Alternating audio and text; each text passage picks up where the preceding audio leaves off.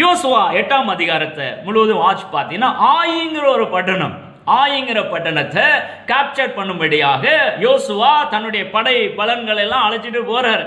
அப்போ இந்த யோசுவாவை பார்த்து சொல்றாரு, உன் கையில் இருக்கிற ஈட்டியை ஆயி பட்டணத்துக்கு நேராக நீட்டுங்கிறாரு. ஐயா நீட்டுங்கிறாரு. அந்த வசனத்தை வாசிக்கிறேன். யோசுவா 8ஆம் அதிகாரம் 18வது வசனம். கர்த்தர் யோசுவாவை நோக்கி, உன் கையில் இருக்கிற ஈட்டியை ஆயிக்கு நேராக நீட்டு, அதை உன் கையில் ஒப்பு கொடுப்பேன் என்றார்.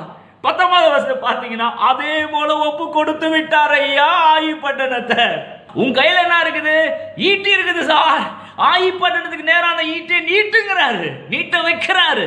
நீ நீட்டு, அவர் கிரியை செய்வார். அதிகாரத்தை கர்த்தர் கொடுத்திருக்கிறார் ஐயா. எதுக்காக அதிகாரம் கொடுக்கப்பட்டிருக்குது?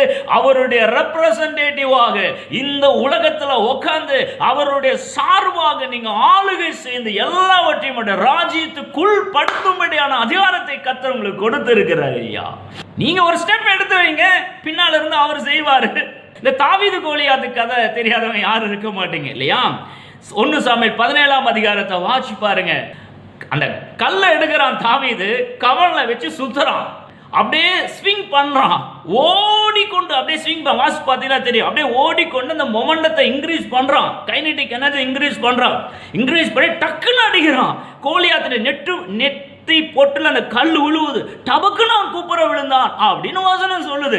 உன் கையில் இருக்கிற கவனை எடு, அந்த கவன்ல கல்ல நீ வெய்யி, நீ அடி, பின்னால இருந்து கர்த்தர் இயங்குவாரு, உன்னுடைய எதிராளியை கூப்பிட படுக்க வைப்பாரு.